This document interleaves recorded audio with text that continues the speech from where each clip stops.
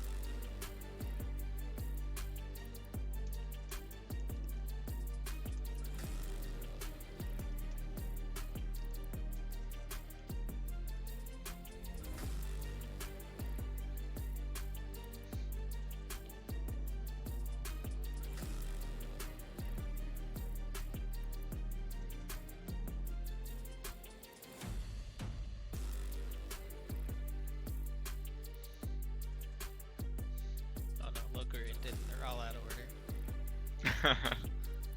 You hate to see it.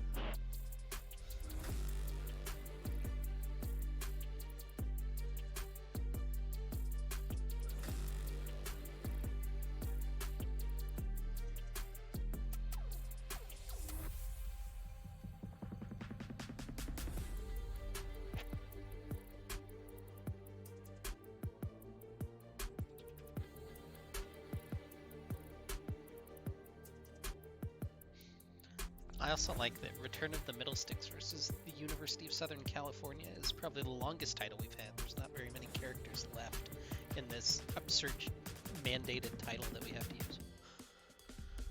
Yeah? Mandated in that you have to use like their entire... Yeah, you have Right. to Upsurge minor league bar whatever division or playoff round it is, bar, and then the full matchup name. Okay. I wonder why that is. I also can't see chat, which may or may not be an issue if they use like a draft thing. I can see chat, but nothing has been typed yet, so... It's kind of interesting. They just picked sides on their own. I mean, potentially they're speaking to each other in Discord. Maybe? You know, Maybe. captains and such. Who's to say, honestly? Yeah, this could just be we sit here and don't know about the draft. See, but then we get to get into the actual draft, and they'll draft really fast, and we'll be impressed by it. Yeah, and we'll be very confused because none of the picks will make sense relative to each other. They'll pick in order, and then they'll ban something that's, or ban like for a role that's already been picked. Yeah. Yeah, no, I fully expect it, but that's okay.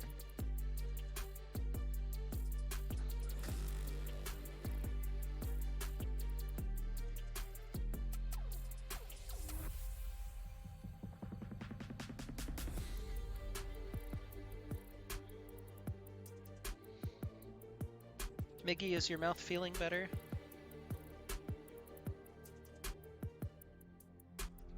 Wait, what happened to Miguel's mouth? He just said that it was...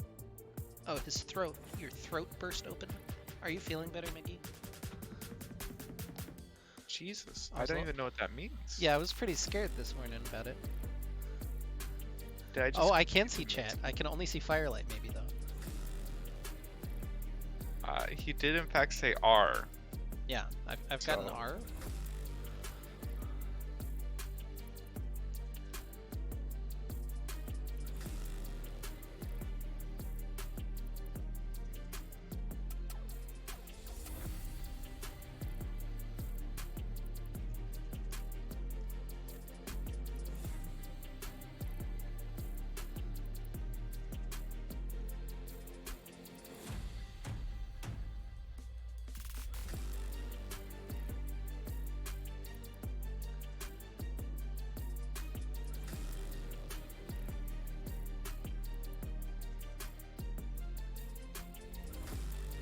Well, that's not great, buddy. Hopefully, it all starts to heal and.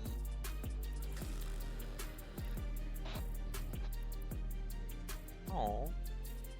Well, why did you go and do a thing like that?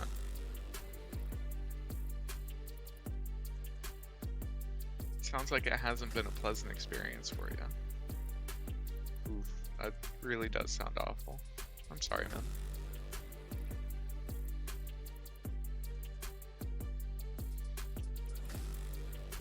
These lobbies always weird me out more than like the people who spam when there's just nobody who talks in chat.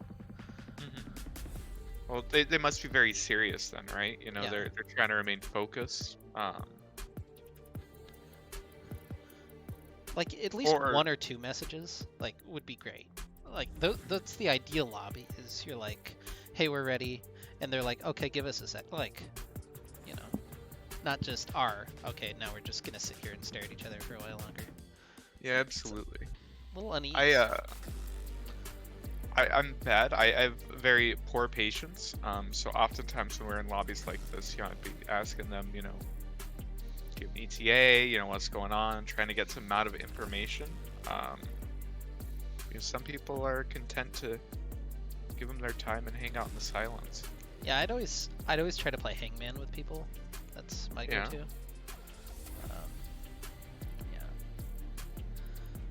Let's go, Brady. By the way, Brady is B-Pots. I can use his first name because we're tight like that.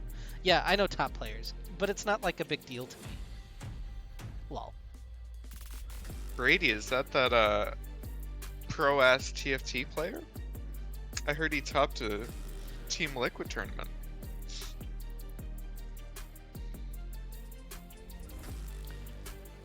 I've heard he's also cracked at Fortnite. I can't confirm that one. Oh, there's two R's now in the chat. That's great. Oh, shit. Alright, well, welcome. Ladies and gentlemen, this is the Upsurge Minor League round of 16. Return of the Middlesticks taking on the USC esports team. My name is Amaris. With me is my usual co-caster, Aikato. You can see the extra graphic on the bumper we got on the screen. It's going down. Let's see what happens. Are you ready, Aikato? So ready. I have the stream on my other screen and the diamonds coming out. It's very cool. I like that. But yeah, already getting into this game. It's first round of playoffs, correct? Yep, first round of the playoffs. USC comes in the number 2 seed from the Infernal Division, 4-1, only dropping a single game to the group winner, called the Glue Eaters. Which, yeah. Middlesticks, the 3rd seed from the Cloud Division. The only team to take a game off the number 1 seed Stevens, though, in the group. So, should be a fun matchup. Already, Gwen, Tristana, Master Yi, and Lulu not going to be played. Are those the bands you expected coming in? Oh, absolutely. I mean, the man has Wuju in his name. You would expect him to be a Master Yi one trick. You know, and getting him off of Comfort, I think, makes sense. And Lulu, of course, pretty strong champion. Picked up a lot of play recently. For some reason, she's just really strong right now. Yeah, man has played 545 games of Master Yi, so probably reasonable.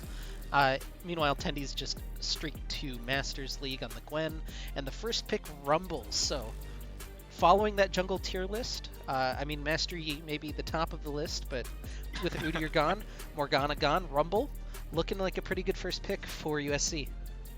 Yep, definitely makes a lot of sense. And then we're seeing Varus actually selected in response. Varus and Karma, assumedly that's the bottom lane, though potentially Karma could be going mid. But pretty strong early game bot lane, definitely.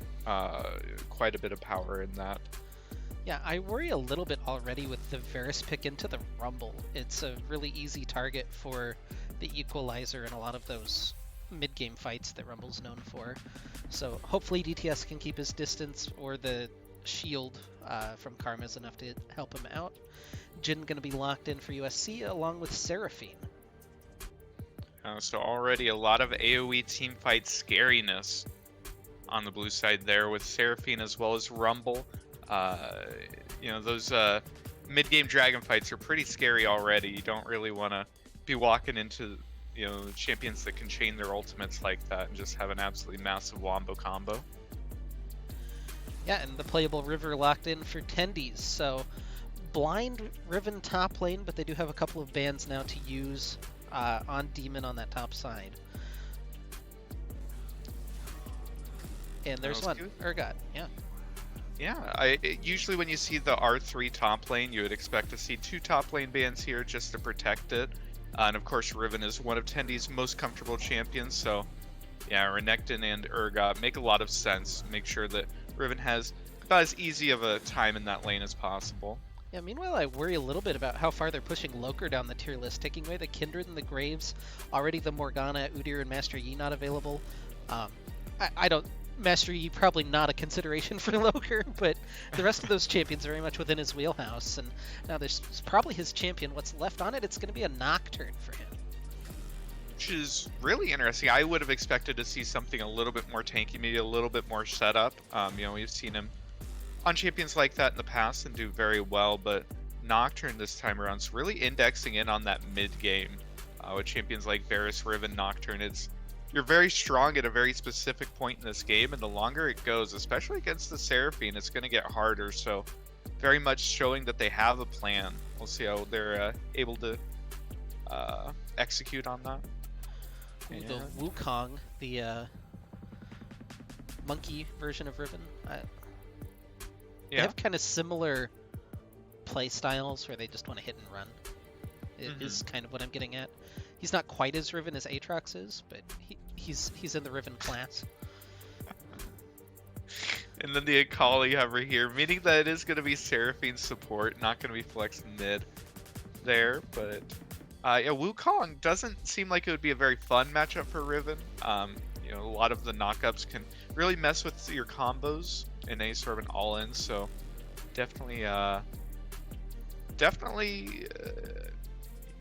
Demon getting obviously a champion that he's very comfortable with, into this matchup.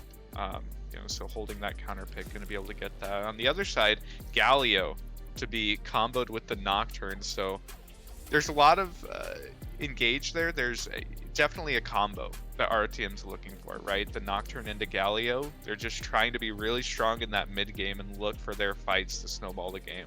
Yeah, they've got the semi-globals, and it's against an immobile bottom lane, so we could see them target Jhin and Seraphine, target the Rumble, who has a little bit of trouble. And in general, it's a pretty squishy side. I mean, really both sides, but I'd say there's a little bit more tankiness on the ROTM side. But yeah, I think we're just going to see some straight brawls come the mid game. A lot of really strong champions once they hit their ultimates. Definitely. My only worry looking at ROTM's draft so far is just that Nocturne. In terms of early game pressure, Nocturne really doesn't clear as well as Rumble, and I would imagine does a little bit less damage in the early game. So if we're looking at 2v2s in the top side, which oftentimes with this Rotom squad we are looking at 2v2s in the top side, it could be a little bit scary, just because the Rumble does quite a bit of damage in the early game. Yeah, and you also have the issue where the Rumble and Wukong are 2 different damage types, so it's going to be harder for Tendies to, just grab that little MR, grab that little little armor in his boots and feel pretty comfortable. Instead, it's going to be an easier time for the Wukong, who can just grab some tab eyes and get pretty much full use out of that throughout the whole game. Yeah, absolutely. Definitely consideration there. But yeah, our team definitely has their work cut out for them. They have a plan. They have a very, again, specific time on the map where they're very strong. It's going to be around those mid-game dragon fights. We'll see if they're able to get picks or, big dives bottom lane to set it up. But it feels like the composition that has to snowball, has to get a lead, has to get something done. Just because it's really difficult to deal with, the AoE team fighting of Seraphine, Rumble, and Wukong that USC decided to bring in here. Yeah, well, we'll see here in just a minute and a half. Thank you guys for joining us here on the Middlesticks stream. Round of 16 action, the number 2 seed from the Infernal Division versus the number 3 seed from the Cloud Division. I'm pretty excited to see these two teams go head-to-head. If you don't follow us here on Twitch, please consider hitting that follow button, as it does help support us and the boys. And I think I'm done chilling. You did a great job, Shilling. Try to do a quick shill. You guys want a prediction for this game? What are we feeling? What's game one? Do you want just a straight up prediction, or do you want to look for something specific? I don't know if we have any USC people here to predict against. Okay. Well, we could always do, Riven deaths. How does that sound?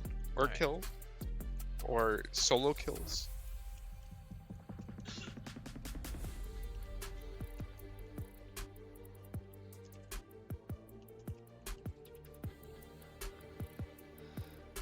Ooh, I don't know how spicy to make this number. Try that. We'll see if we get any bites on this one. Ooh, 4.5. Okay. I couldn't quite decide on a number. I went with 4.5. I think 4.5 is a pretty safe number. I think 6.5 would have been the really spicy one. Because it's Tendies. We can assume he's going to die at least twice, right? 2-3 times. Unless he completely takes over the game. No, especially when he completely takes over the game.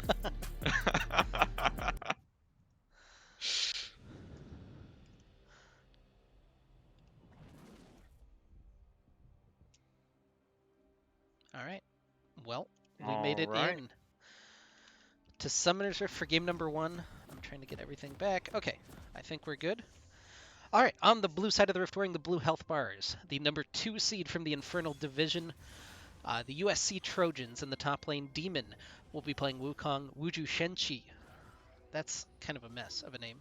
He's playing Rumble in the jungle, Meteorite in mid on Akali, and USC Inferno and Lin in the bottom lane playing Jhin and Seraphine. On the red side, we return to the Middlesticks with Tendies 2 in the top lane on the Riven. Loker playing the Nocturne jungle, Firelight playing Galio mid, and then DTS and Pandanda Chels on the Karma Varus bottom lane. And Loker is in a bit of a precarious position. I doubt that too much is going to go on here. They don't have a whole lot of CC at level 1 to threaten them with, though they are walking in. Yeah, Wuju Shenchi only has Scrap Shield. Is that the normal start? I couldn't tell you. Okay. I imagine then that you're just trying to take advantage of the empowered autos, which I believe recently got buffed. So I mean, maybe that's the quickest way to clear. It's not very. It's also the only ability that you can stack up heat on at level 1. Mm-hmm. Can you no longer stack up heat with Q? No, the Q cooldown I believe is too long. Yeah, so he's gonna overheat on his next rotation. That's kind of interesting. Yeah, so he's going for the empowered autos on the overheat. Yeah. Interesting. No, I'm curious about some Rumble mechanics, Yeah. Yep, both junglers starting on the bottom side, going to be pathing up towards top, and already Rumble skipping the AoE camp, so going to see him have the opportunity to apply some pressure very early as the Loker still on the bot side of the map, still doing his Gromp, so definitely something to keep an eye on there. Yeah, the path you would expect from Loker on the Nocturne, but Wuju Shenchi getting out early, and that might mean that he'll look for a level 2, level 3 gank up in the top lane, and um, could be scary for Tendies, as aggressive as he likes to do. He's already got the shove in, and you can see Demon try and maybe to herd that wave just outside of his tower range and set up for... do you think Wuju or Shenchi is a better, like, one name? I think whichever one you want to Okay. go with. I think both are very good. I don't know if Shenchi means anything in Weeb. Yeah. Interesting that Tendi's wave actually did end up getting stopped right outside of turret range, which is about the worst place you could be as a top laner, but didn't want it. Decided to just continue full clearing and going back to the other side of the map, so perhaps a missed opportunity there, but Tendi's able to crash that, has a CS lead, and with the jungler heading to the other side of the map, should be pretty safe here in the early game. I wonder, your fastest clear maybe is Scrap Shield into Electro Harpoon? In which case you'd need to skip the AoE camps because you don't have any AoE damage yet? And then you get Flame Spitter at 3? Maybe that's not Maybe, right. but it Maybe feels this is like then just you trying could to... start. Feels like you could start blue buff them. Yeah, maybe it's just big brain to try to trade scuttles early. That's honestly probably more what it is than to Potentially. throw the scent off for ROTM about what he's doing right now. Definitely a possibility, but either way, both junglers pretty even right now. Even in CS, both of them have picked up a crab, and both of them just have their Krugs left on the map. Ooh, trade here in the mid lane. It means Firelight was able to get the soldier. stun off, or It the taunt off. Shenchi does mean something in Weeb. Alright, well, I could count on Weeb to tell me that. Big trades here from Tendies. Demon is trying to fake him out with the clone, now finally uses it, and he'll get a good trade back. That was actually a really neat little trade from Demon, able to stack up his Conqueror.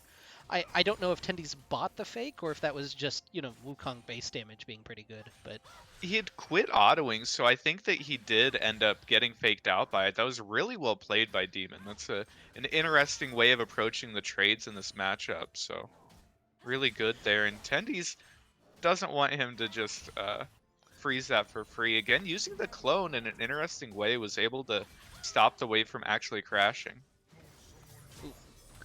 Firelight's been really on top of these trades in mid, though. He does have to burn his teleport back. Well, he doesn't have to. He did burn his teleport back into mid after grabbing a couple of amp tomes, but meanwhile, Wuju here in the bottom lane gonna land some Electro Harpoons onto Chels, and she's taken really low, and it's down for first blood. The encore, or the echoed voice from Lin was enough to take the kill. Yeah, and a lot of damage there. Once you land just a little bit of CC, it just gets chained forever. And Panda ends up going down. Didn't even get a chance to burn the flash, so we'll still have that available once she makes it back into lane. But so far, not quite what you want to see. DTS being a little bit cheeky, trying to stop that wave Yeah, from Firelight crashing. Knight level 6, and the fourth shot is just going to take him down. Firelight's on the way, but I don't know that he'll be able to find a whole lot. He's got to Oh, spot out Inferno, does see him now, and Inferno is going to be an alcove gamer, just try to kite him out, but Panda's here though. Panda's here, going to root him up with the W. Taunt not going to land over the wall. The Mantra Q also doesn't. He's got Justice Punch still in the tank, but the flash from Inferno will get him out. So he gets the kill with the fourth shot onto DTS and gets out. USC off to a 2-0 lead early. Yeah, spot lane not going too well for the side of ROTM. DTS just being a little bit too greedy, trying to be a little bit too cheeky, stop that wave from crashing, and ends up getting full punish for it. Then even with the roam down, Firelight wasn't able to get much other than stopping a recall. Yeah, Tendies has to be careful. A couple more Electro Harpoons slowing him up, but it's just going to be the Scuttle, it looks like, in their sights. Although Loker and Firelight looking for this. Tendies and Firelight both have level 6. Panda's here, so it's a 4v3 over the Scuttle Crab. And Scuttle's kind of wandered off to the top side of the map, but it looks like RTM will secure it. They got what they came for. Yeah, there's a good roam timing there from Panda off the reset, though it does mean that DTS is left very alone here in the bottom lane, and that wave could be frozen forever. He's not going to be allowed to farm for quite a while here, so even though our team got something on the other side of the map, it was almost necessary just to offset what's going on here in the bottom lane right now. Yeah, Panda headed back down there. It looks like just the one wave might get frozen before they can respond. So, farm even, but the extra kill in favor of Inferno will mean that they'll have to be pretty careful. Also, the extra kill on Lynn is relatively big, as she's got an early Kindle gem on the Seraphine, and means that those Qs are coming out faster and faster. Yeah, Nocturne waiting in the wings, has the Paranoia available, might not even need it. Tendies pops the ultimate, and the Broken Wings is enough. Kind of a waste on the Paranoia, to be honest, but it's a kill for ROTM. But that means that Wuju Shenshi on the bottom side of the rift, not going to be able to snare him inside the equalizer, but it just doesn't matter. You'll burn down to the Rumble damage. Yeah, and just the combo there, Rumble ult marking up DTS, and then the Jin W able to find him and root him up long enough for the rest of the team to get there and take him down. Just the range at which they're able to do that was ridiculous there, taking full advantage of DTS not having his summoners available. I don't want to, pretend like I'm an analyst, but mentioned one of the drawbacks to the Varus pick was going to be that you can drop the red curtain directly on top of him with no flash, and there it got shown. Meteorite, though, getting a really good trade, forces the flash out of Firelight in mid, and so far, the mid-game team fight comp for USC doing their job, out to about a 1,000 gold lead. Definitely pretty scary here in this Rumble. Already very strong. Jin gonna get a reset here. Also very strong. It feels like the only lanes that are doing well for ROTM are the solo lanes, but even there we saw Firelight having to burn his flash in the 1v1 mid, so not exactly what you want to see. But Tendi's very firmly ahead here, especially with the jungle help they received. Even if Loker didn't end up getting an assist, is the moral support. Just giving him the confidence to go in there. Yep, and he'll have that ultimate up soon. We'll have to see if he can make good use of that Paranoia as Tendies and Demon continue trading up in the top side. Not a whole lot of healing on either side yet, so this is, relatively big damage. Mantra Q not quite going to land there from Panda, but exchange across the Void. I haven't actually seen this Jin skin in game, which should show you how much I've been playing. They're looking for the dive in top lane, though. Tendi's calling in his buddy Firelight. They'll get... Oh, they need to finish off the kill. They don't actually finish off Demon, and Wuju Shenshi's turning it around, just burning through Tendi's. He's already got one, the Paranoia being used to try to come back in. Where is everything happening? It's a double kill for Wuju Shenshi. Demon doesn't fall either as Meteorite collapses, and it's all gone wrong on the top side for ROTM. It's an absolute disaster. The initial dive look was good, but Loker wasn't able to pop the Paranoia, and our team just didn't have enough damage to actually take Demon down. Means that he limps away at 1 HP, trades the kill onto Firelight, and then even when Loker finally is able to go in, isn't actually able to pick up the kill. Just complete and total disaster there for ROTM on the side of the map that was doing well. Yeah, now this Rumble is the scariest man on the Rift. 3-0-1. He's going to have his Night Harvester in no time. And mid-game Rumble with Night Harvester, with Dark Harvest, he's going to be reaping. Yeah, going to be doing quite a bit of damage. Very scary for the side of ROTM to actually have to deal with. I think the most important thing is that those are your strong mid-game globals that ended up getting used there for ROTM, and you didn't get anything off of it. It's 2 Nocturnals already. Ooh. Yeah, Lynn gonna take a little chunk of damage, but she's Seraphine, so that's not permanent by any means. Yeah, she'll be feeling pretty fine there. Though USC, there's quite a few people here around mid. There's a lot of things happening around mid right now. Firelight gets a taunt onto Wuju Shenshi, and he'll get out. Tendies and Loker hanging around the side, going in. Lin just eliminated before anything can happen. Wuju Shenshi's low, drops the red curtain, but it's not going to be enough as Tendies gets a shutdown. All right, well, they strike back. Tendies has every kill, but that's not an unusual position for ROTM. Meteorite still feeling it. Curtain call not quite going to land as the ultimate gets opened up. Panda low, can't dodge the 4th shot as Inferno takes her down. Demon, meanwhile, has found Loker. He's not super strong without that Paranoia available. Trying to dodge out, has his red smite if he needs it. Just trying to survive. Both of the edges of the Cyclone used, and the Nimbus Strike is enough. Firelight trying to catch Inferno underneath the tower, but nobody is tanking it just yet. Teleport coming in. Now Inferno is tanking it thanks to that dancing grenade, but it doesn't quite matter yet. Tendies is here. He's in a 1v4 situation, trying to call in assistance from DTS, who's running in from the side. He's got Chain of Corruption available if he can get within a safe distance, but USC smartly going to go ahead and walk back.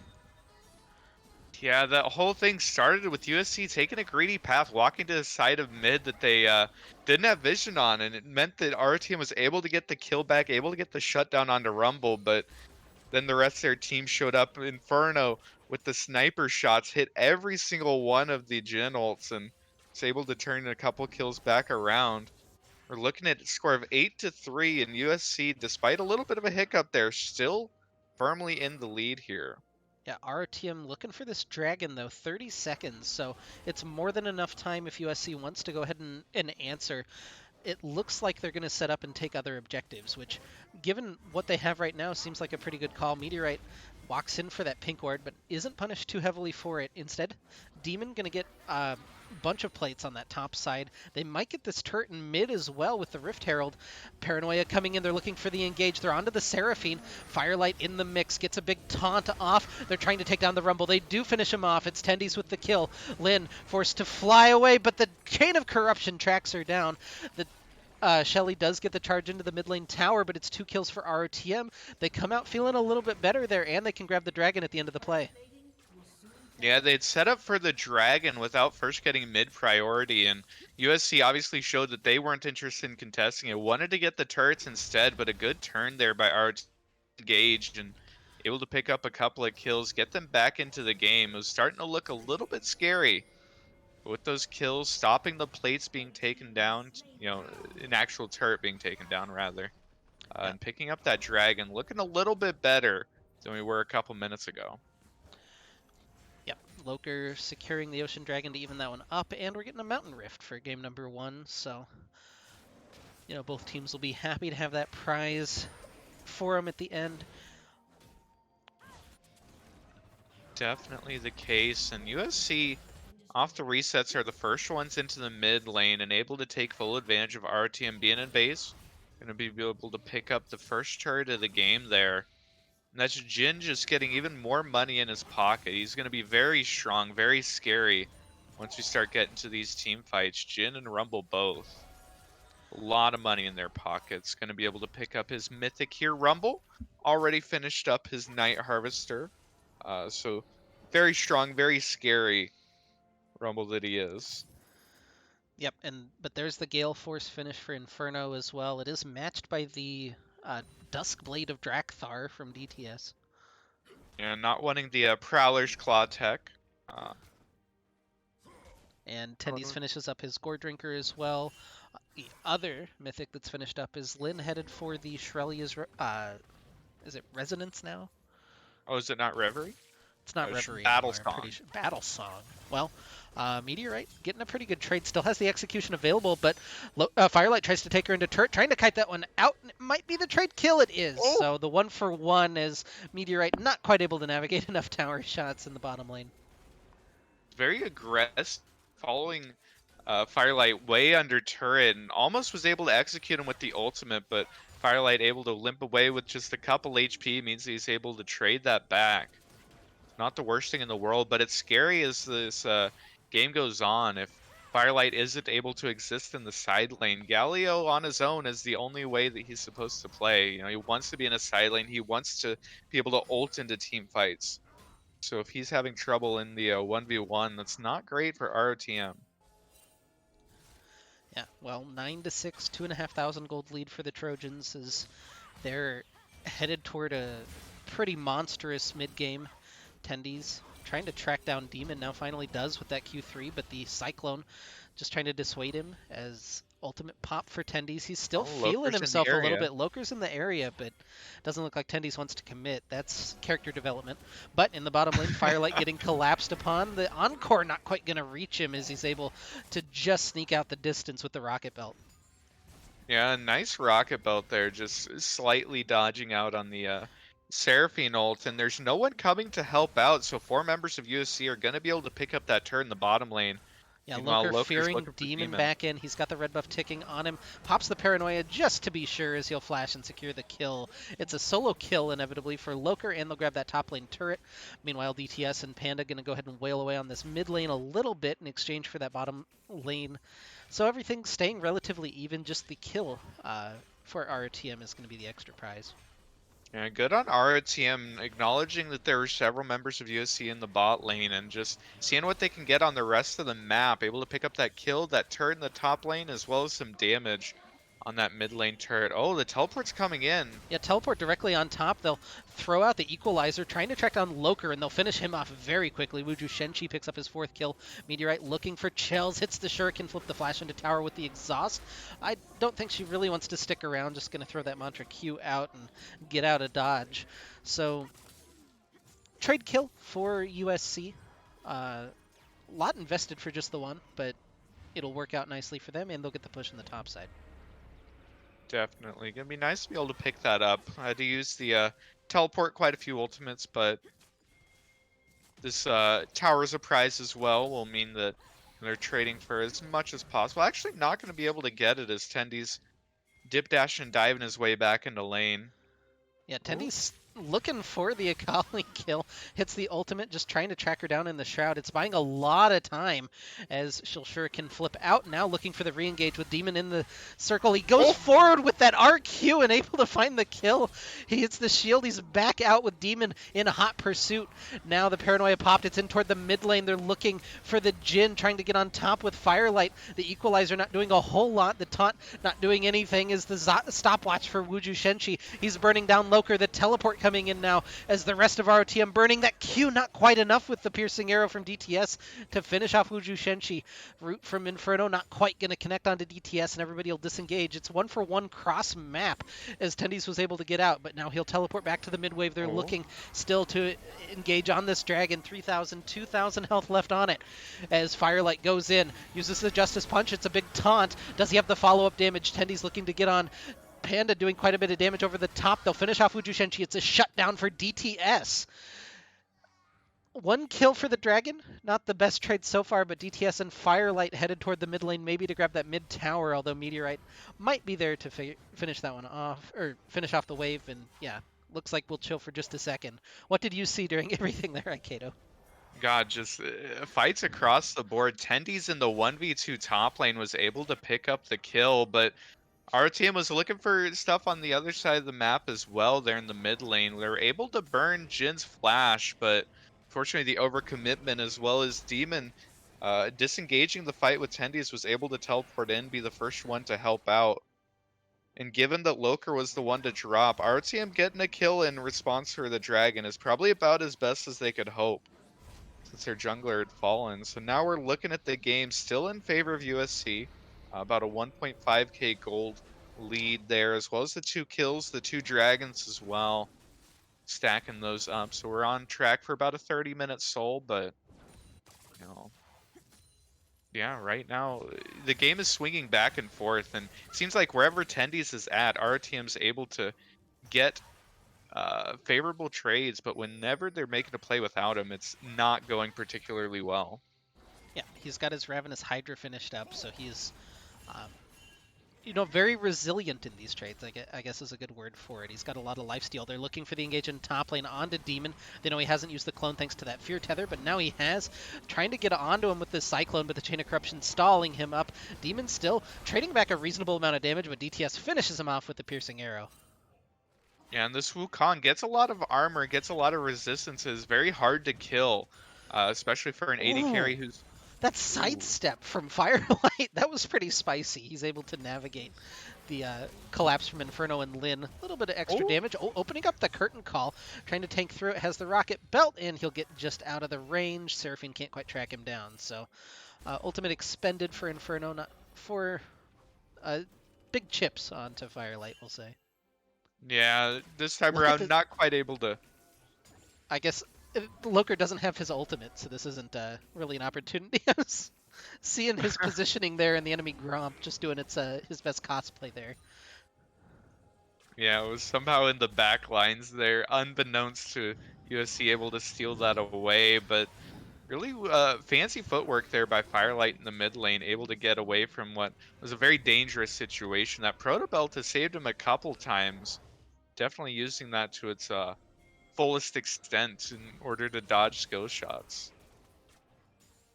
Yeah, we're resetting here. Baron, the only big objective currently on the map. Looks like RTM's looking to get their vision established around there. USC just took a recall, so not here to contest it. Yeah. Um, this is what you hope for from game number one, though. A pretty closely contested contest. That is redundant. That's right out of the Department of Redundancy department. Um, but neck and neck for game number one. Both teams getting their blows in, and we'll see where we end up here in a couple of minutes time. For now, a little bit of lull. Not as fast as a lot of the normal Rotom games that we've seen, but um, with the way that their comp scales, I can't necessarily argue with what's happened so far. Yeah, and coming into this mid game, it's definitely we need to keep an eye out for these Rotom ultimates. We still haven't really seen the Nocturne plus Galio used together and it go well. It's only gone poorly when they used it in the mid lane a few minutes ago. So definitely something to keep an eye out for. See if they're going to be able to get any picks. Any picks that you pick up Oh, before an objective, especially against the team fighting composition of USC, will be pretty massive. You yeah. see the sweeper synergy there. They had the ward synergy and then the sweeper synergy back to back. It's a little unfortunate. Oh, that taunt not quite under tower for Firelight. He was really hoping to get some damage down onto Meteorite. Yeah, Yeah, Meteorite has the completed items, the Short Shoes, the Rift Maker, as well as the Zanya's completed, whereas Firelight, only halfway to his Zanya's, is a little bit further behind.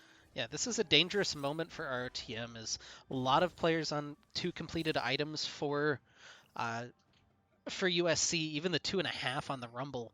Um, Meanwhile, they're in a little bit of power trough area with Firelight only on 1.5, Loker only on 1.5.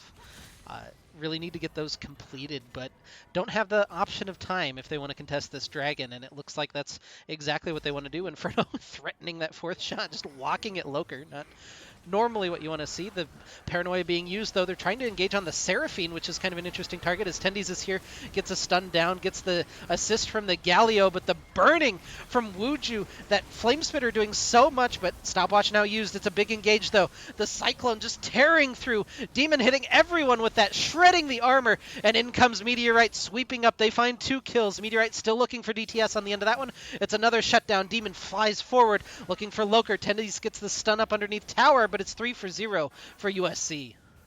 And RTM, they pulled the trigger, they looked for the pick, but it was onto a Seraphine that they couldn't actually lock down. The Galio ult wasn't chained with the Nocturne. It was actually used on Riven afterwards, but Riven was all alone in the back line for several seconds, ends up getting burnt down and not able to participate in the fight. USC did a great job of disengaging it and then just chasing forever. Really well played by Demon and Meteorite to pick up those kills. And now they're starting up the Baron. Their health bars are a little bit low, but RTM's not coming to help out, so it's going to be Yeah, they're very actually difficult split. here. Do they know? They saw Wuju Shenchi get that kill.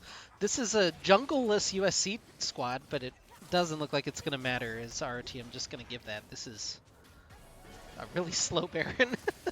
Yeah, but RTM just doesn't know. With Rumble actually taking the Dragon, it makes them think there's no way they're on the Baron, and USC with the bit of a ballsy play there, doing the Baron without their jungler, but with our team just not in a position to contest it, are not going to be punished for it. And our team, it's looking pretty rough now, staring down the face of 4.2k gold lead, as well as that Baron buff after the last disastrous fight. Not looking too good for them, and they're still on these components even after the fight.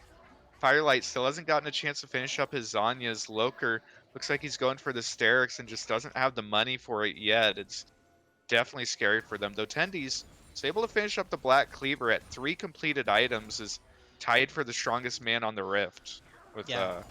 Meteorite. We'll have to see if he can navigate the fight a little bit better, find a flank, because he was just stuck inside the Flame Spitter damage while Rumble was Zanya's pretty much that whole last fight.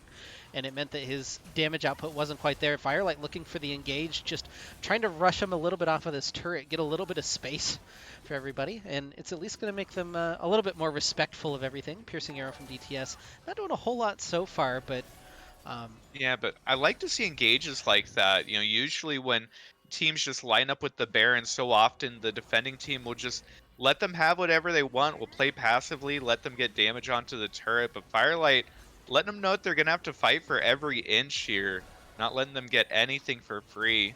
Oh, Tendies? Tendy's looking for that wraparound, looking for that big flank engage. RTM's done a really good job at just stopping the minion wave so far. They don't want to overcommit though, because if you lose a fight with Baron buff right here, that's just the end of the game. Um, but if Baron buff is out, you might have that little opportunity. Tendy's just going to take a little damage from Demon. And DTS has been pretty good about this poke. It's been regen pretty unfortunately. They're going to drop the red carpet just to get this minion wave in.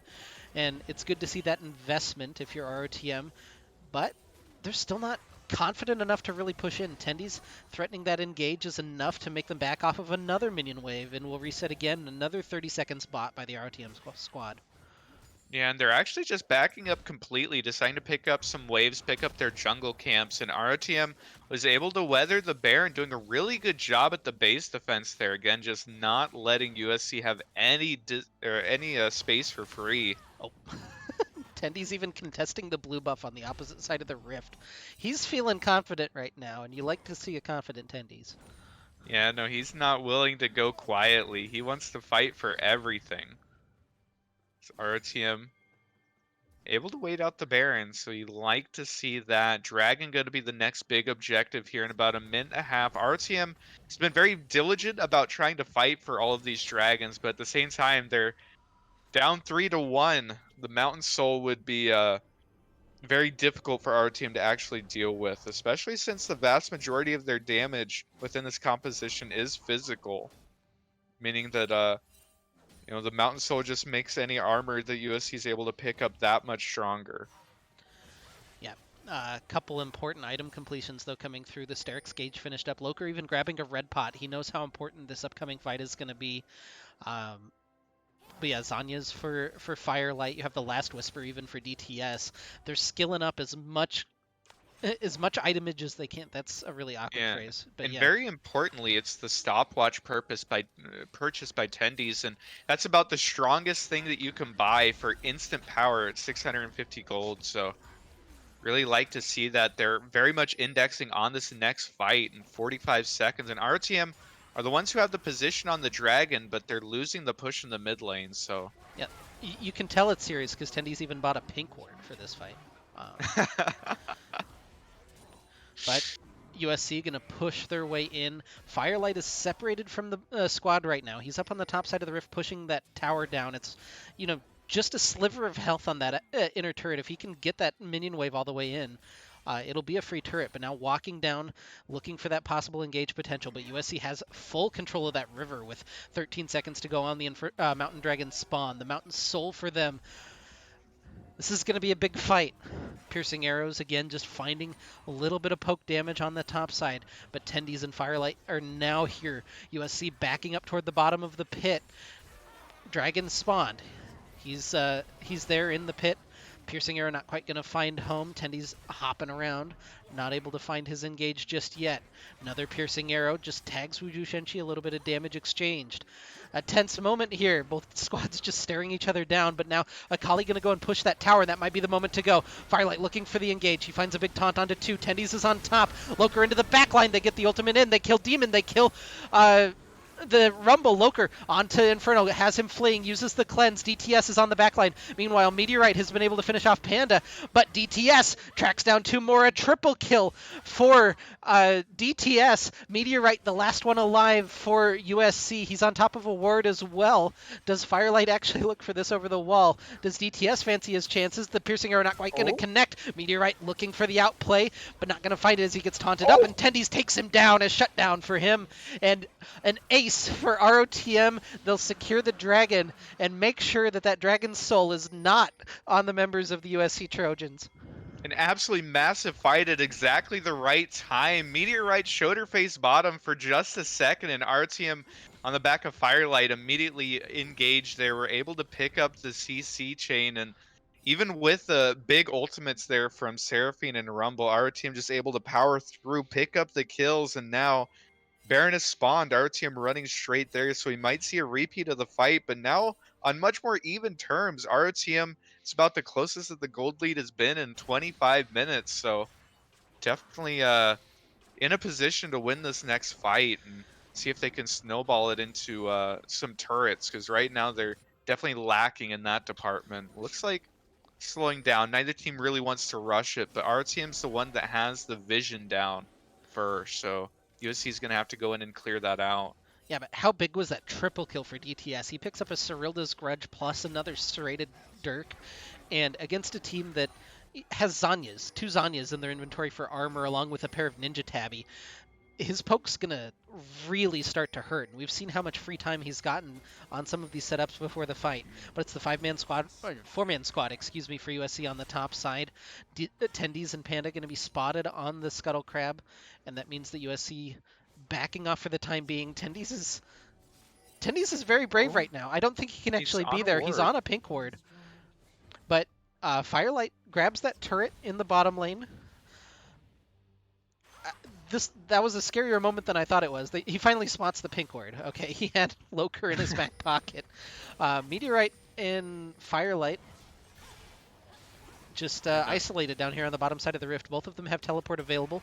Wuju, Shenchi, and Loker walk into each other. The 2 junglers not quite able to find a huge amount of damage. And USC herded back into this turret that's not very healthy. That's going to blow over in a stiff breeze, and there's the stiff breeze as Tendies looks for the engage. Not quite able to find the kill, but the paranoia does. Onto the back line, though. They're taunting it back up. DTS kiting back. Demon CC'd up. He'll be finished off finally. Tendies is still alive. He gets the Galio ult. He finishes off another kill as they're running away from Meteorite. Panda and DTS so low, but now the squad really separated. Loker trying to track down Meteorite. He jumps back over with the shuriken flip, but ROTM finds 3 kills. And now, looking at this inhibitor turret, can USC defend? It's Seraphine and Akali for another 20 seconds. 5 versus 2. Our team might be able to just end here. We'll see if they want to push for it.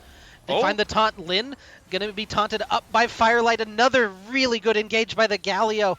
Tendies is onto Meteorite, looking for that. Not able to find the broken wings, though. Dashing around. It's so anime. It's an ace for Tendies as he finds the kill. But ROTM's evacuating the base as Inferno respawns. Tendies still wants it. Tendies! Inferno just walked a little bit too far forward. His Gale Force was still on cooldown. What is Tendies doing? He's trying to end the game, that the rest of the team just looks like they don't know whether to come help him or just back up for the Baron. And now they're going back to the Baron, but it's so late. They're actually just going to reset. And our team just looks so split, which was so counter to what got them back into this game. That engage underneath the tier 2 was just so decisive. Our team deciding to pull the trigger and just going in, able to pick up the CC onto the back line and almost one-shot Inferno at the beginning of the fight. ROTM, it really is the decisiveness on these engages that's getting them wins. We'll see. So we set up around this Baron once again. If they're going to be able to find the engage again that they need to. Yeah, they're without Tendies for another. Close. Yeah, they're without Tendies for another 18 seconds, but doesn't look like USC is going to force the issue. They're satisfied just shoving these waves currently.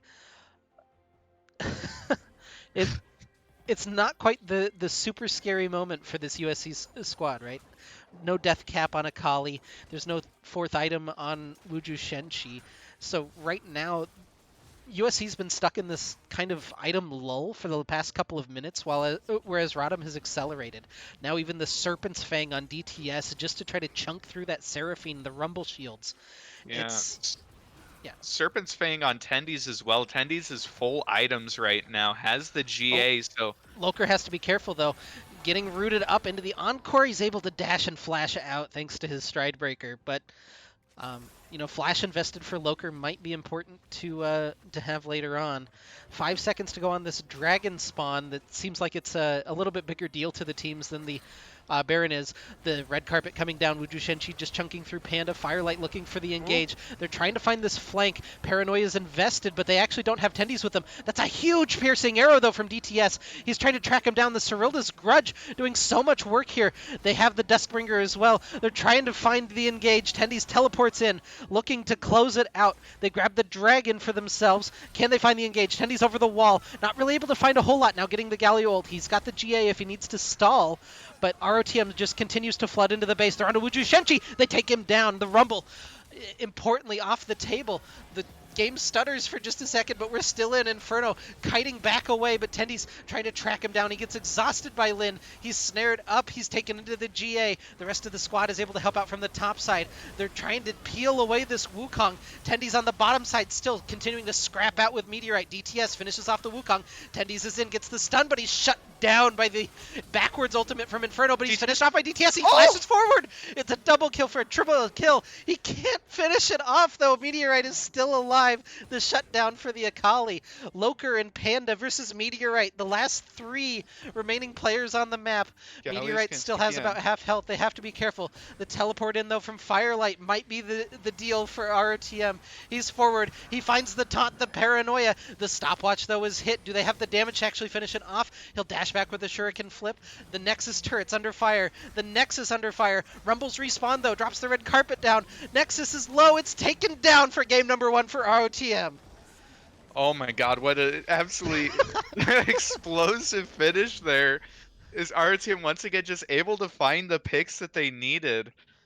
And even with a bit of a disjointed fight there, Tendi's in the back line buying so much time, but he's all alone fighting without his team forever until the rest of his team finally is able to show up. DTS just a massive fight there at the end, able to turn that around despite a really rough start. ROTM able to bring it back and pick up game number 1. Whew. Yeah. I'm gonna need a little break after that one. ROTM leads 1-0. They're on match point, looking to advance to the quarterfinals. Oh man. We'll see you in a couple minutes with that. Also, check out the new BRB screen.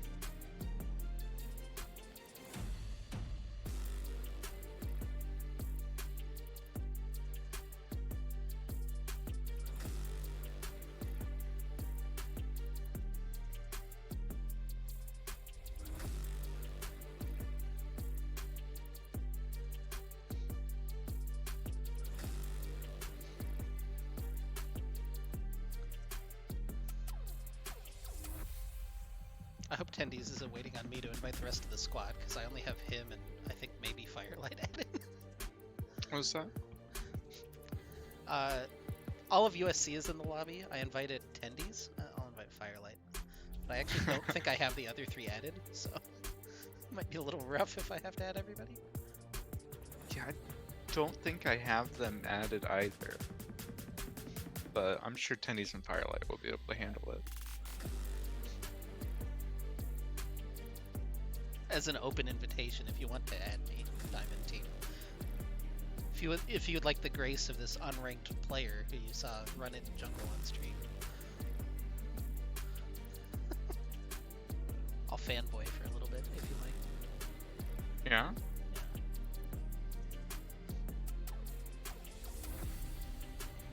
I like the new BRB screen. That looks cool. This was my Saturday work, was that plus the draft screen that we don't even get to use.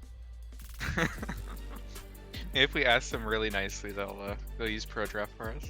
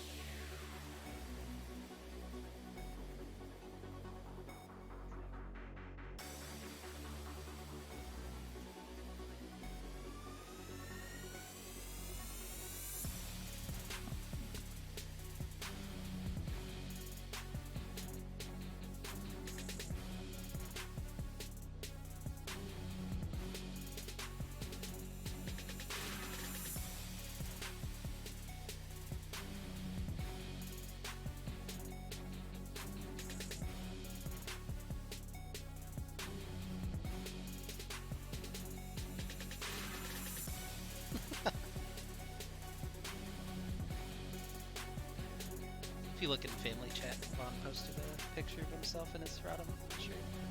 Yeah. He's wrapping it.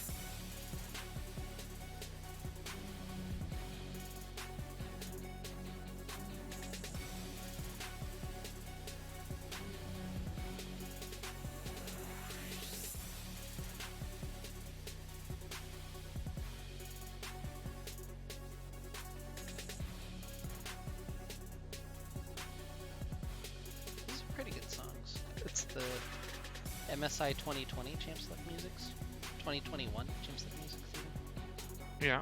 They're all pretty good. Like they're not as like the LEC ones from this year were kind of weird. I don't know that and the LCS ones I'm pretty sure they reused. So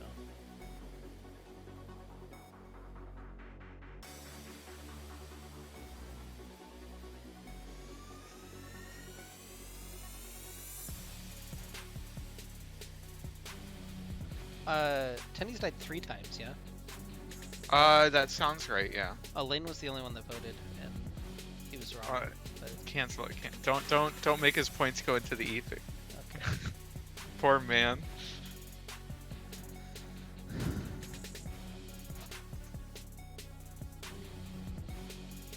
Also, shout out to Sharkbait for the follow. Thank you.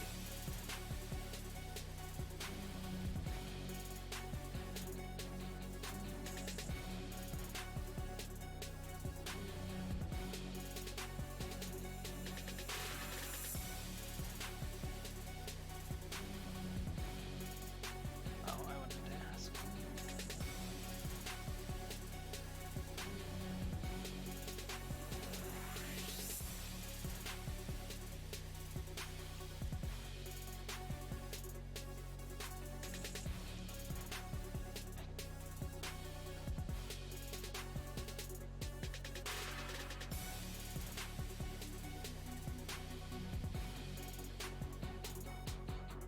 Whoever was asking on stream, DTS or his initials?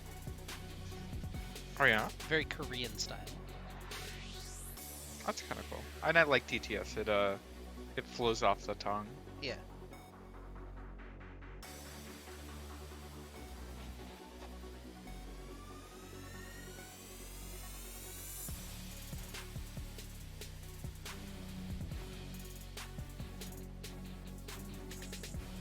So at work we all have our lab notebooks, right? They're designated by our initials. Uh-huh. So I'm like hyper aware of people's initials. It's kind of weird. Just in case I have to reference their lab notebooks. What's your second initial? Like my middle initial Yeah. is W, AWD, all-wheel drive. Okay. Okay. That's okay. I'm TGF, you know, so one letter off of being happy about Friday. G, Gerald? Gerald? It's Gerald. Alright, probably Yeah, not. that's me, man. George? I don't know why you had to fucking dox me right there. Holy shit. Sorry. Is it George then? Or what's G? That's weird. Gary. Gary? Yeah. That's kind of a weird middle name. You gotta play my middle name like that. Oh, do you like the name Gary? Is that... I mean, it's fine. I'm named after one of my grandfathers, so.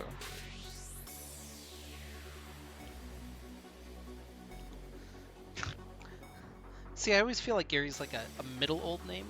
It's not like old, you know, but it's like middle old. I've never It's not met like- a young Gary. It's not like right? my grandpa's name, but it's like my uncle's name, you know. Mm-hmm.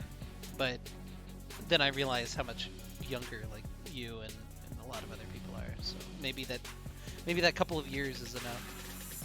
Yeah, Make it like a grandpa's name rather than an uncle. maybe. And my mom used to date a guy named Gary, so I mean that's 2 different generations of Garys right there, you know. Yeah, there's also Gary Oak, so 3. Exactly.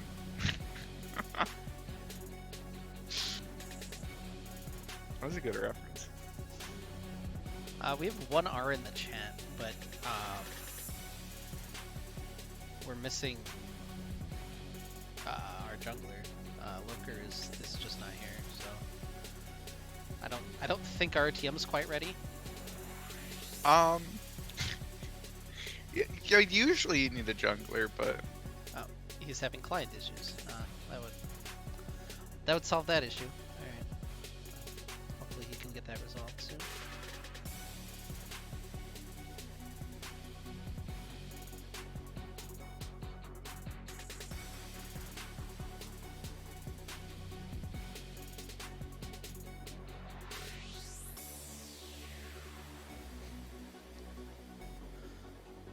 So we're waiting for Loker to solve his client issues. Hopefully not too long. I don't know exactly what client issues one would have.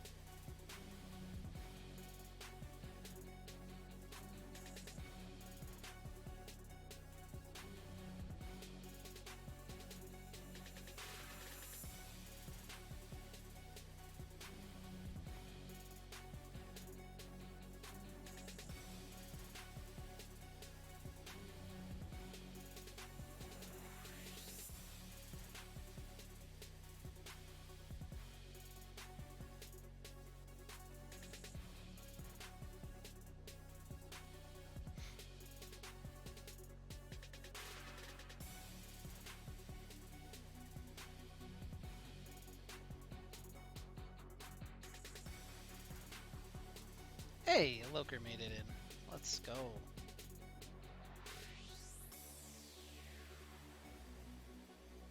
Now they're just in nowhere near the correct order, so once they fix that, maybe we'll be ready. I appreciate that Panda's just flipping in and out of spectator, like that's helping. There we go.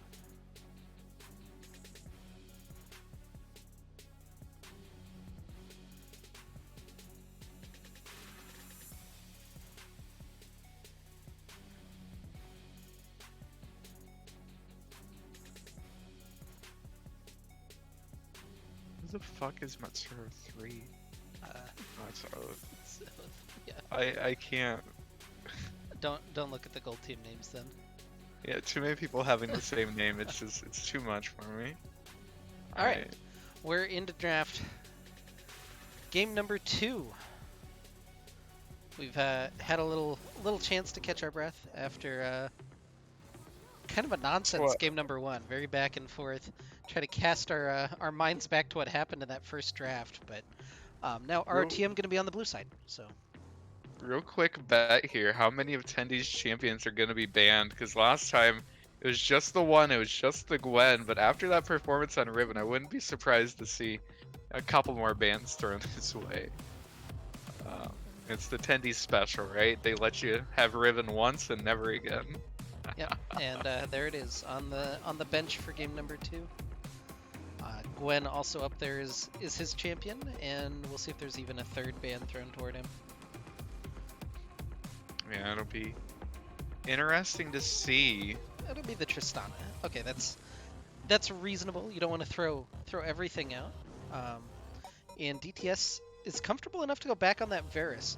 Had a rough early game, but definitely output the damage. Looked very comfortable on it in the mid to late. And the mid game really stepped it up and had a really good game by the end of it. But that means that both of the top tier junglers, Rumble and Morgana, are open and weren't selected here.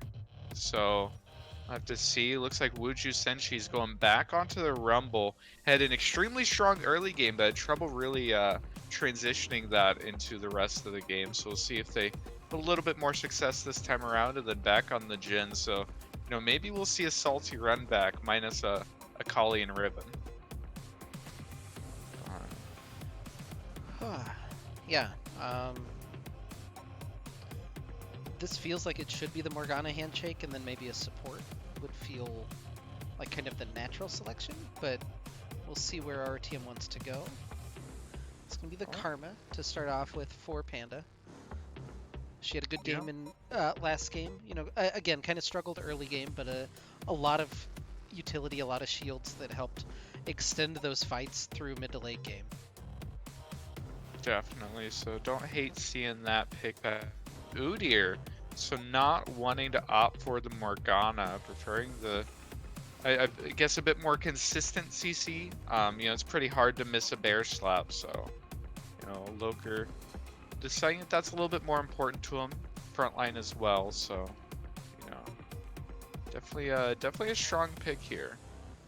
So we see what R3 USC is going to look to pick up, and the Seraphine again, so just running back to full composition, you know, other than Akali, of course, deciding that the team comp wasn't the issue, is just perhaps some execution plays. So we'll see what they look to ban. Could be a couple more bans thrown the way of Tendies, or potentially Galio. I think Firelight had a really strong game on Galio, some really great engages, you know, really having that go button. Yeah, I think taking that away makes a lot of sense. Yeah, on the other side, again, solo lanes. Last game it was Urgot and Renekton that were taken away to just try to get Tendies a good matchup. And you're in kind of a similar position where you do more than likely have to, well, I guess I shouldn't say that. You're going to have to blind one solo lane, and it'll be up to USC to decide which solo lane, or if they have a flex pick that they can drop in and kind of muddy the waters. It's going to be the Irelia taken away from Tendies.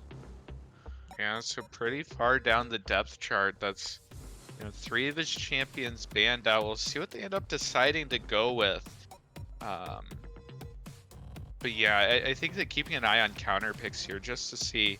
USC has to commit the first pick. They have to be the first ones to decide on a solo laner. So, you know, our team will have the choice of one counter pick and then one. I like blind the swap. Silas takeaway because that would have been something that could be easily flexed. It does unfortunately take away an option for Tendies, but yeah, it at least might force USC to show their hand a little more than they want to with this pick. These clocks have been getting low. These teams are really taking their time to decide some of these, and it's going to be Zoe. Yep, the Zoe lock-in, ostensibly going mid. I would assume that that's a mid lane Zoe. Yeah. Means that we're going to end up seeing the blind pick for top lane here. I believe earlier in the season we saw Tendies play Aatrox. It's a pretty good success. And then, of course, known for his Camille. So we'll see what they decide on. In the meantime, Firelight looking for the TF. So again, looking for the global power. You know, and again, engage abilities. So wants to be that go button, wants to have the pressure around the map. Yeah, and immediately that Camille for Tendies, so feeling confident in that pick. Didn't want the Aatrox, didn't want the Jax. Yeah, Camille. Trying to think Pretty what good in else he most plays. things. He's played Lucian, Vayne, but those don't feel like great blind picks.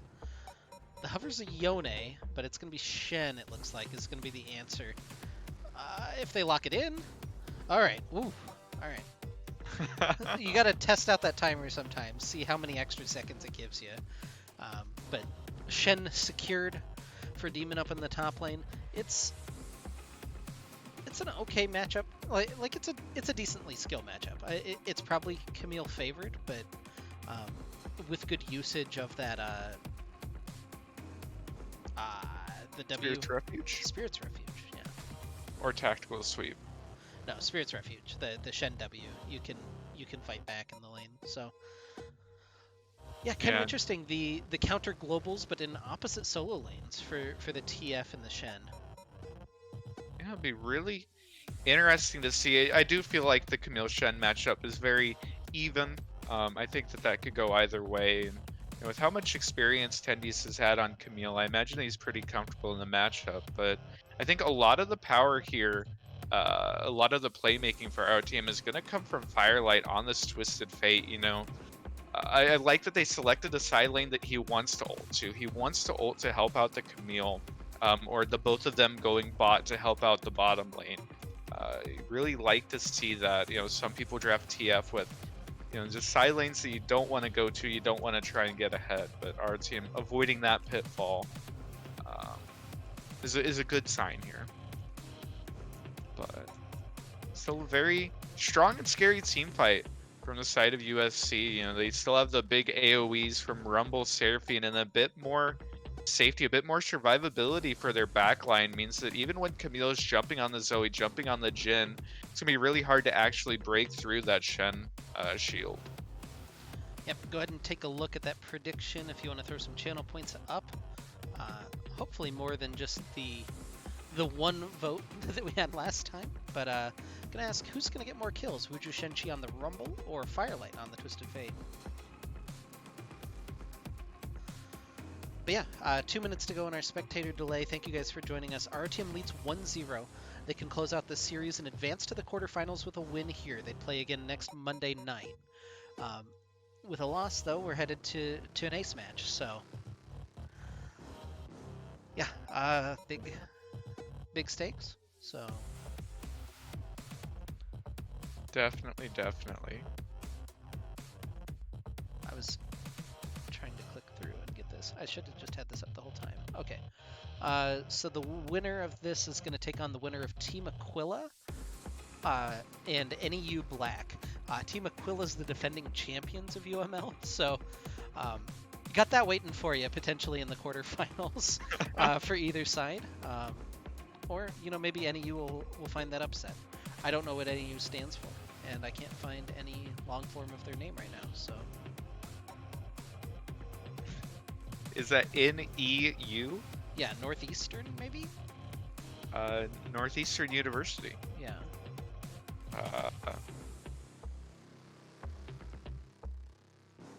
I can't load the logos while I'm. Oh my god.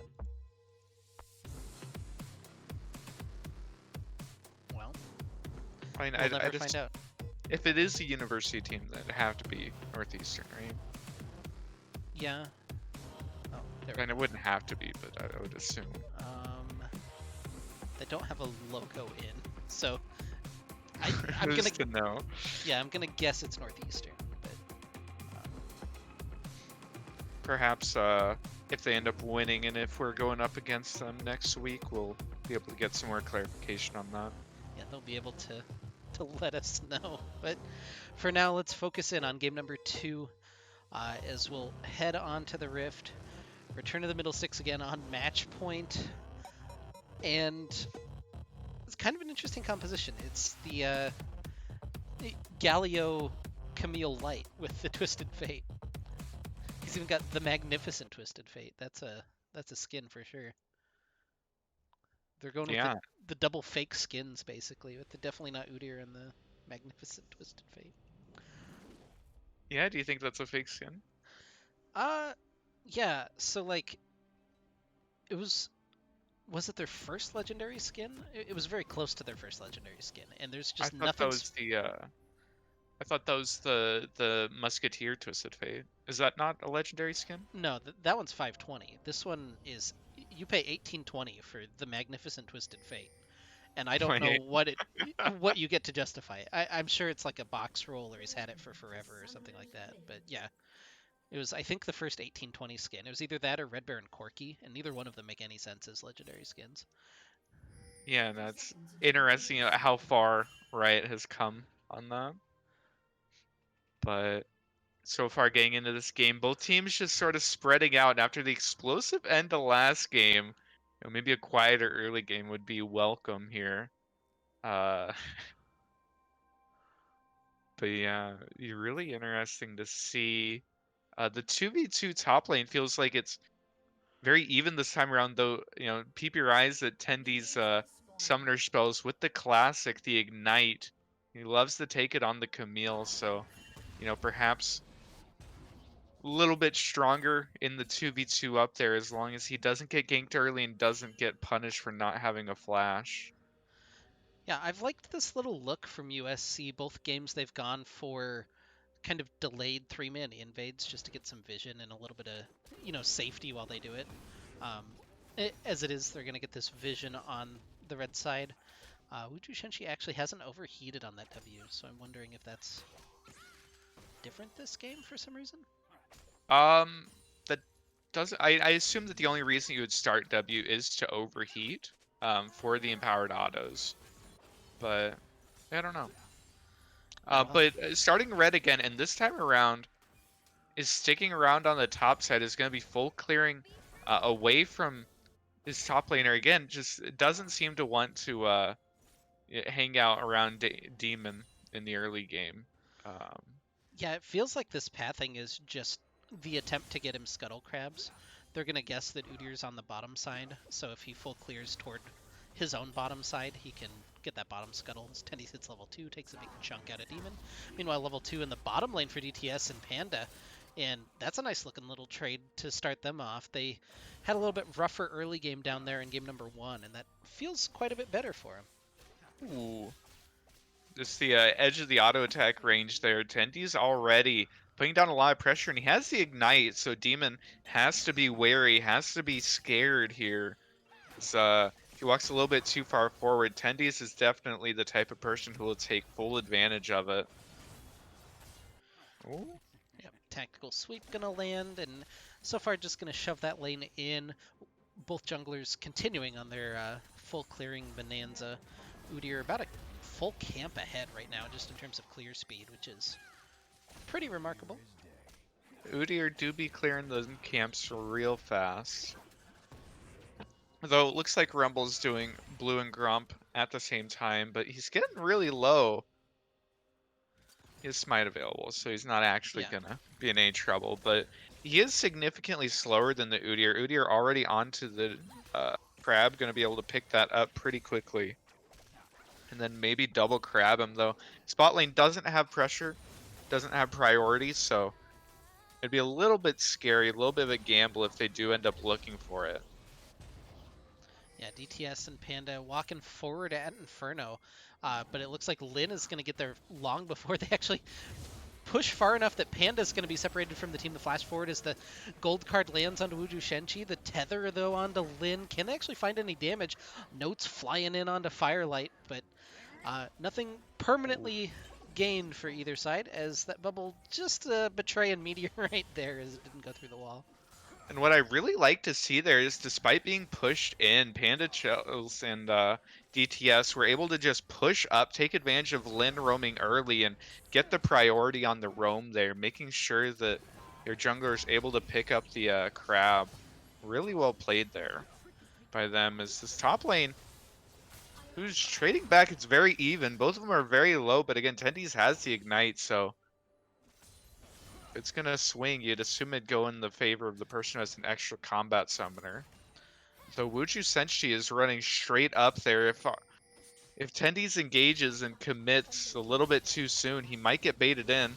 Oh, There's the taunt gonna land. Wuju Shenshi's here, not gonna land the Electro Harpoon. Tendies is still stuck on that wall. He's going in. He's gonna find first blood onto Demon. Now trying to kite back away, but he'll get burned down by the Flame Spitter. So 1-for-1, the extra assist gold for USC, but the first blood gold in the pocket of Tendies. and Demon, it's like he forgot that Tendies had the ignite, gets so greedy, walks up and tries to face check the bush without waiting on his jungler, means that Tendies is able to trade back the kill. And looking at that wave state, it's just completely doomed for Demon. He's behind 11 CS. He's going to be behind so much XP. Just a massive mistake there to give Tendies that counter kill. Yeah, look at the CS gap that's opening in the bottom lane, though, between DTS and Inferno. They've done such a good job this game of, right-clicking some minions, getting the pressure down, and already at, a 20 CS lead, it'll be equaled up a little bit underneath this turret by Inferno, but, it's really good to see their turnaround from last game. Sleep, though, from Yeah. Meteorite. Oh, a little chunk, And didn't last quite get the game, Battle Star.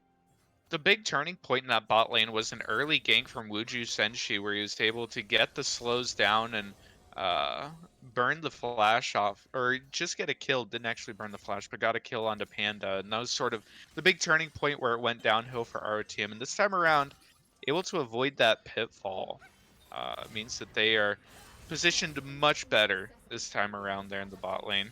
And look at this CS lead here in the top lane. Tendies is taking full advantage of Demon's mistake and just punishing him absolutely, even trying to poke him underneath the turret here. Yeah, it's 1,000 gold lead for RTM, and that's just CS, right? The gold counts pretty much even off of the 2 kills that have happened. Meteorite with a big chunk and a Oh, solo kill in the mid lane. That paddle star damage plus the more sparkles passive, which is the manliest thing that I've said so far in the cast for Meteorite, is enough damage. Loker, though, is probably going to be able to secure that dragon, although is he going to be able to get out? He still has his flash available, and he's got Panda in his back pocket to try to chase down. I would have panic flashed, so good to see that Loker has a cooler head than me. He'll save that one, and yeah. he'll get out. But able to sneak picking up that dragon despite his mid laner falling, and really well played there by Meteorite, just comboing the electrocute with the paddle star, able to just do so much damage onto Firelight. And this was the matchup that Firelight wanted. This was the TF pick into the Zoe, so falling in a solo kill is not exactly what you want to see if you're an RTM fan. Yeah, to be fair, you do not pick Twisted Fate for the lane in any matchup, so um, you know, Yeah, yeah. side thing to where it's due for Firelight. This isn't No, no flame supposed to when be he died. his strong part. I'm just gonna let him get away with that. But he's got his Destiny available should he need it. Uh, oh, Meteorite opted off. I really like. God, I shouldn't expose myself as a filthy Zoe player. But you get the Prowler Claw on Zoe. You can Prowler Claw through and then throw the bubble backwards, and you automatically will land it, basically. It's It's a kind of really, like the Fizz tech where you QR. yeah, it's a Okay. really cheeky little combo. Um, but he went for the speed, the chem tank instead for some reason. You know, what a mistake. God, that's really gonna come back to bite him later on. I mean, it's not too often that you actually can win a lane and find, well, Chain of Corruption in the Oh, bottom lane. Not going to get to discuss more Zoe goings on. It's not often that you actually win a lane of Zoe, so when you get the opportunity to maybe solo kill somebody, you gotta try to take it. Firelight may be caught, gonna throw some wild cards back out, but Wuju Shenshi is here, and he's getting collapsed upon, pops his ghost, and this is a really weird little fight that everybody is just running back and forth in, but now Panda is here. They're going to use the Stand United to try to look for an engage, open up the curtain call. Firelight's low. Panda gets tagged by one. They're looking for it, and they'll find it. Inferno with the kill with that curtain call. The piercing arrow not quite enough to deter Wuju Shenchi, and kind of an awkward little play there by Firelight as he gets collapsed on, and then the rest of the team not quite able to come to the aid fast enough, and a lot yeah. expended for USC, but they grab one kill. One thing I like is seeing just the confidence that Firelight has and being willing to just sidestep and dodge around every single skill shot. The issue is that he stuck around a little bit too long, and when you're making plays into a level 6 plus Shen, it's very difficult to win, especially since Tendies didn't have the teleport available. It means that That that was his was, real yeah, that flash. was his real flash. Uh I yeah. Did he think that he had another one? Did he have one time out? I I'm not really sure. Tendies is going to get taunted underneath turret. That's a little unfortunate. But It must have been Firelight's flash. I bet they picked it up in River and then like it timed out right as he was trying to go in. That has to be it. yeah, I Otherwise don't he's a think you would dirty ender. willingly go for that flash. Oh my god, Oh though. Maybe you do. Maybe you're just that confident.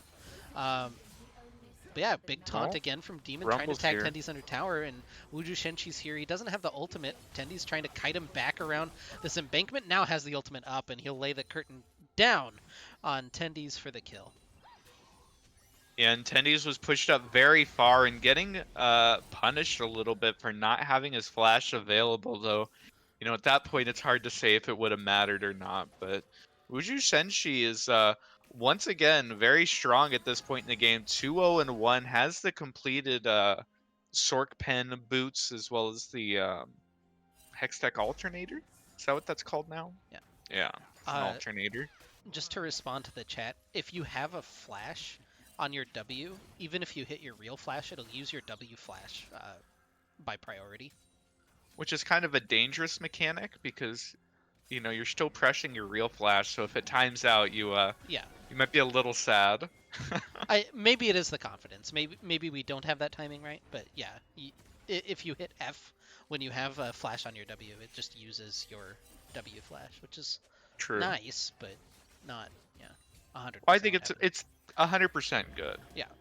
It's definitely a good mechanic that they have in the game. Yeah. Tendies has run down to Tendies this is bottom lane. Uh, and there's a dragon spawning in 10 seconds, which is why he's here. There's actually another teleport coming in. That's going to be Firelight. So all 5 members of ROTM huddled around this dragon, maybe going to look for a pick, but doesn't look like USC really wants to come in. They do have the Rumble Ultimate available. Look at where Loker is positioned right now.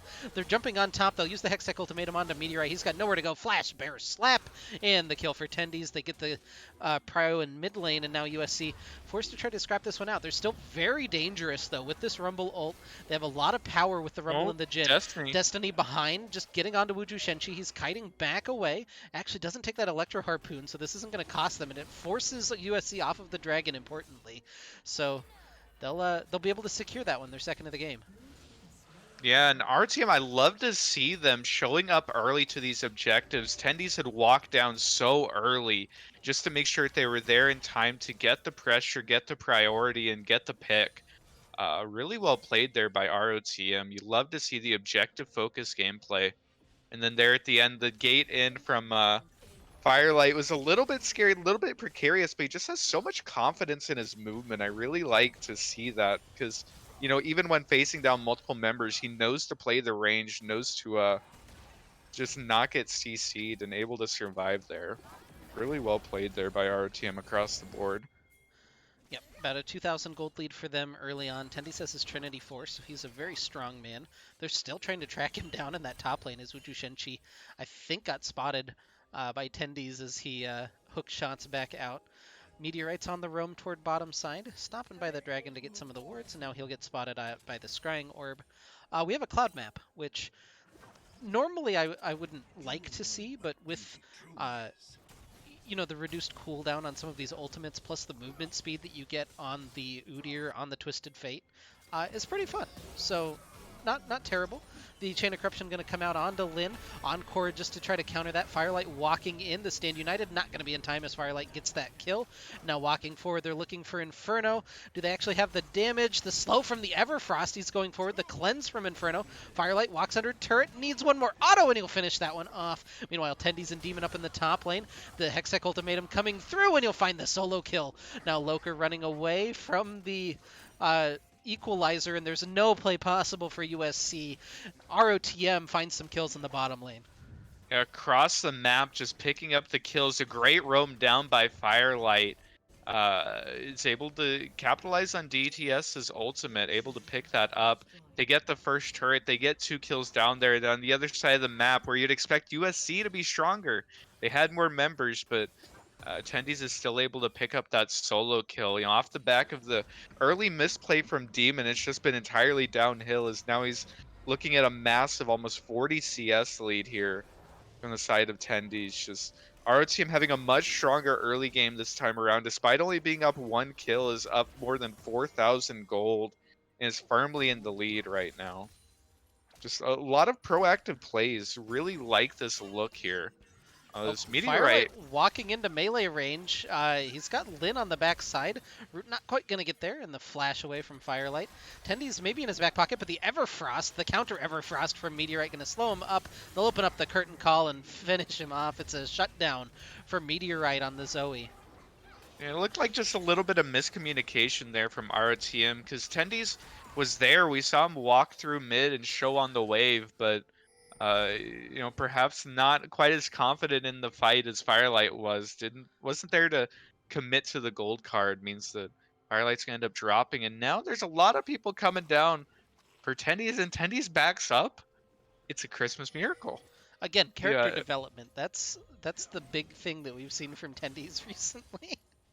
Yeah, no, you love to see it when the enemy has several members missing from that mid lane. He pays attention to it, backs up, and make sure that our team's able to get something on the other side of the map. Really well played by our team, even when losing a member, still able to trade positively across the map. Firelight rooted up under tower. There's a lot of pings toward this mid lane. It's mostly USC pings, which is kind of interesting. They're all, I guess, trying to figure out what play to make, because ROTM is very comfortable just setting up.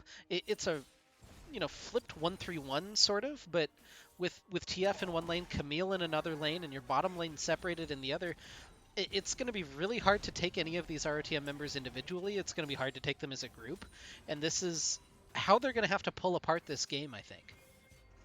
Yeah, with the Camille, with the Twisted Fate, you want to create as much space as possible, and play around the ultimates, play around the split pushing pressure. That said, Dragon is spawning soon, so we're gonna see perhaps a run back of that fight. But ROTM a little bit slower on the setup this time around, and USC learned from the last time. They're going to be the first ones here, trying to get the priority, trying to get the space, because last time trying to go in to ROTM was not successful at all.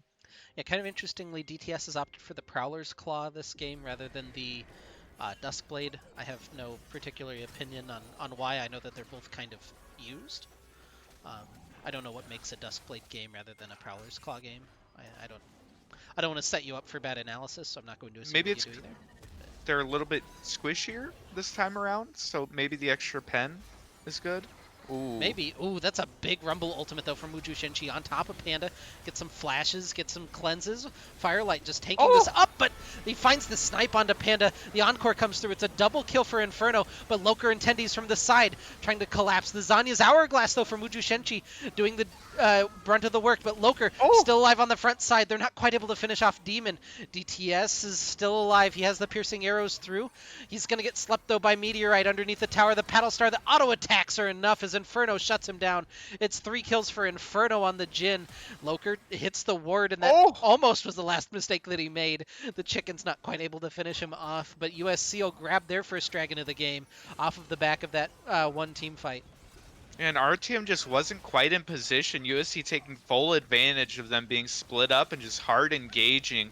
And again, we're seeing just the long range engage potential. They got the Sleepy Trouble Bubble into the red carpet from Rumble, and then followed up by the Jhin ultimate. Just the range at which they're able to engage and take down the members of RTM makes it so hard to actually re-engage onto them. If you're not the first ones making the move, USC is able to just keep you at arm's length. And even when the very strong Camille ends up showing up to the fight, a great Zanya's from Rumble means that he's not able to actually do much, not able to get the invulnerability that you would normally get from the Hextech ultimatum. Firelight's still looking really aggressive here in the jungle. He hits the blast plant over, but he was actually spotted by Wuju Shenchi. And this might be a possibility for USC to collapse on him. Sidesteps the bubble, sidesteps the red carpet, hits the Everfrost. Can he make it out of this one? He gets the stun down onto Rumble. He's actually out of there. Demon and Tendies renewing pleasantries on the bottom side of the rift, though, and Tendies will continue to shove this in. He's got a 50 CS lead for himself. There's about a 60 in the jungle, still maintaining 35 at AD. That's where the gold lead has come from for ROTM so far in this game. And Firelight's movement is just too clean, even when he's a little bit too far forward, just dodging everything and able to survive. Tendies, though, getting collapsed on. There's a couple members here. Oh, he's sidestepping some curtain call shots down there. Gets hit by the fourth one, but he's fine. Oh, is he fine? He's fine. He's fine. Yeah, this is fine. Yeah. Well, but they trade the mid lane tower for Tendi's life. That's probably positive gold. Yeah. Really importantly, though, is that's the flash use from Inferno. And if ROTM learned from the last fight, they've been winning when they're the aggressors, when they're the ones who are engaging, and that could mean that if Inferno's getting engaged on in the next fight, not having that flash up is going to make it very scary. Against the TF, against the Camille, not ideal there. We'll see if it comes back to bite him. But right now, 5-1-1 is going to be able to finish up that collector before the next big fight. Is going to be very strong on this Jhin.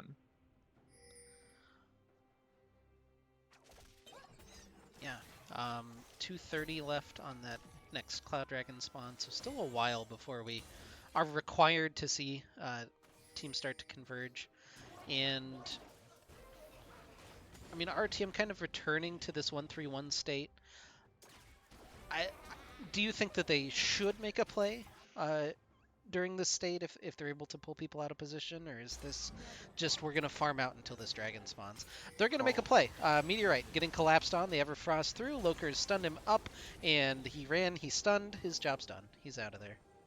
And I think with the team composition that our team has, with the Udyr, Twisted Fate, Camille, you're not the strongest team fighters in the world. So anytime you're able to take advantage of the positioning of USC and find a pick, I think that's what they want to be looking for. Um, fighting into Seraphine isn't a whole lot of fun, so getting that pick off really well played there by our team. Just trying to take advantage of splitting apart all of USC. It's kind of their win con. Oh, Loker walking forward. Wuju Shenshi's pretty low. Loker is doing so much damage, and DTS finishes him off. Tendies is collapsing from the side, but they'll get the Stand United onto the Seraphine. She'll live for the time being. The curtain call through. Not going to kill anybody because we're not focusing on the ROTM members. And Firelight? Oh, he was looking for the cheeky wild cards there, but he might pay for that. The Gale Force forward from Inferno. He's very fast. Piercing arrow, not just going to deter them for now. But the pick for RTM in the mid lane, we'll see if they can capitalize with anything extra on it. Yeah, and that was Wuju Senshi just being a little bit too far forward, not respecting this Udyr. Udyr is still a very fast boy, and when given the chance will deal a lot of damage. Sat on the red carpet there, the equalizer from Rumble for so long, and was able to still walk away. Udyr's a very tanky, very strong boy, so gotta give him the respect he deserves. Just keeps throwing out that ultimate off cooldown. It's not a very long cooldown, so at 51 seconds able to do that without being punished too much, though it won't be up on Dragon Spawn, so RTM might be able to take advantage of that. Yeah, they were able to grab that bottom lane tower, so a little bit of extra gold across their team, but these dragons are what we have to keep an eye on, and as we scale toward team fights, if our team can extend this gold lead out enough that they're going to be successful at team fighting. The flash Ooh. chain of corruption forward lands onto Inferno, and everybody collapses on him. They pick the Jhin off to start the fight as Dragon spawns. What a pick from ROTM. Yeah, just immediately pulling the trigger and everyone's there, and that's Inferno not having his flash being a little bit too far forward. Our team taking full advantage of it means that they should have the pressure here. Yeah, Loker's already on the dragon, just soloing that down. Tendies is low. Wuju Shenchi and Lin headed in. Tendies trying to get some distance here. It's smited by Loker. That's a really good smite. They take down the Rumble. Tendies is low in the backside of the pit. He's got no flash, remember. Lin is down, though, as DTS finds her. The Prowler's Claw away from the bubble. Another really nice little play from DTS. They'll finish everyone off. It's not an ace as Inferno respawns, but they find 4 kills around the dragon. And ROTM firmly in control and maybe look toward this Baron. Yeah, with only a couple people on the dragon, it looked like USC might be able to take advantage of it, but they went in and just some great footwork there from Tendies, but also enough time for Loker to finish off the dragon before turning around and helping out his friend. And RTM coming out on top off the back of that initial pick there mid means that they pick up their 3rd dragon and are now onto the Baron. Jin's alive. Jin has the curtain call, might be able to look for something, but our team should be able to secure this. Opening up the curtain call, 2,000 health, 90 health. Woo! That was a little close, but none of the Jhin shots were able to hit Baron secure for Return of the Middlesticks. Not even close at all. It was our team was in control the entire time. Just were able to pick that up, and now the gold lead is at 10k. Again, despite only being 4 kills up, just completely outplaying USC on the macro level, picking up more CS, being able to pick up these objectives, picking up more turrets, and just completely in control at this point. Really playing to their composition's win condition really beautifully here. And with this Baron, they should be able to set up for another 1-3-1 like they have for most of the game and be able to start pressuring to close out this game here. Yeah, and if you voted on that prediction right now, Firelight is up 3 kills to 2 on Wuju Shenchi. So just keep an eye on those 2 numbers in your back pocket. That doesn't make any sense. You don't have an eye in your back pocket. What kind of monster are you? The numbers are in their back pocket. It's okay. Okay. RTM again set up kind of 1-3-1. Loker's chilling in the jungle as you do on Udyr, but Tower already, who almost interrupted that recall from Demon. I don't know that that would have mattered in any substantial manner, but Firelight gets the top lane tower. Has to be a little careful. Some paddle stars raining in from Meteorite. But they'll escort this one into the mid lane as well. They'll grab that Oh, inner tower. We'll see if they can Wuji's breach the looking base. for. Yeah, they're Wuji's looking top. for TF on the top side of the map. Meanwhile, Tendies is just going to scrap with Demon here. Firelight's out of there somehow. I don't know what's happening up there, but Tendies is looking for the solo kill. Demon is low underneath the tower. It's a solo kill for Tendies. Meanwhile, TF, he's out. He destinied from the top lane into above the red buff. The base is falling apart for USC in the meantime. They've chased Firelight around the jungle, around the top lane for so long that it's opened up the inhibitors for ROTM. They'll grab both of them. They're pushing in toward the Nexus. Firelight still dueling. He gets the stuns down. He's not quite able to finish off Wuju Shenshi. This is the big 1v1 for the prediction happening on the top side of the rift. Curtain call opened up here. Panda low, almost taken down. That fourth shot not quite going to land, but they lose a Nexus turret in the process. Vaughn is cutting the minion wave up in the top lane right now with Wuju Shenchi recalling in the alcove. But the base is in shambles. 2 inhibitors for ROTM off of the back of a solo kill by Tendies. In USC, they looked for the engaged top, trying to pick off a soul laner, but once again, just like earlier in the game, Firelight somehow able to avoid it, and our team just immediately takes advantage of it. Tendy's able to pick up the solo kill bot, and then the bot lane plus Loker able to just push in mid, take advantage of the numbers advantage they had, and Oh, able to they're pick up looking. There's both so many inhibitors. pings coming out. Loker and Tendies collapsing from opposite sides. The Avengers have arrived on top of Wuju Shenshi, and they'll take him down. It's a killing spree for Tendies, and they'll look to run through the base. Loker, he's fast. He flash bear slaps. Lin is low, trying to kite back away, but it's to no avail as Firelight takes her down with an auto. Now speeding forward, the stun lands onto the Zoe. Tendies is underneath tower, hits the Hextech ultimatum. Inferno falls to Firelight. Chain of Corruption through. They're piling in. Demon on the doorstep of the base will be taken down by DTS and Loker. And the Nexus exposed. The piercing arrows raining through the fountain, and Meteorite can do nothing but watch as his Nexus falls and USC is eliminated. ROTM advances 2-0 into the quarterfinals. Firmly in control the entire game. They were playing towards their win conditions. They were looking for the picks and just the entire team on the same page. As soon as they say go, everyone's there, and really well played there by RTM to pull that one out. Oof. Well, um, boy, that was a series for ROTM. Again, they'll advance 2-0. They'll play again next week in the quarterfinals. We'll have that game for you here live, 7 p.m. On the 17th. In the interim, we are going to have the LAS and LRS games at some point this week. But yeah, what a series. Firelight wins the prediction, by the way, 5-2. I'll go ahead and pay that one out.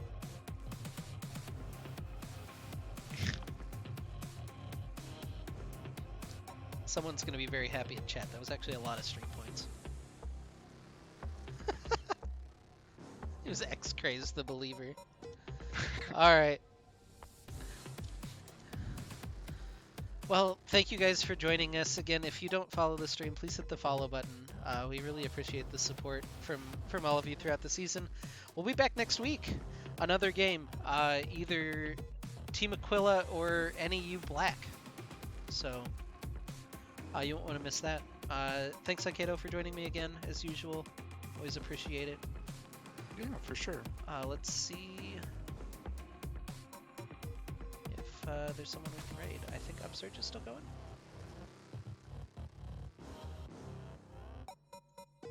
Oh, actually, go watch Winged. They're doing a scrim for the plat team, so go watch that.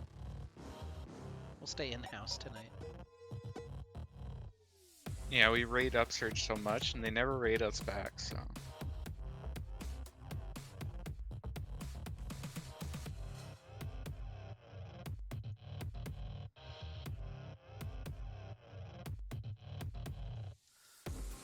Bye-bye.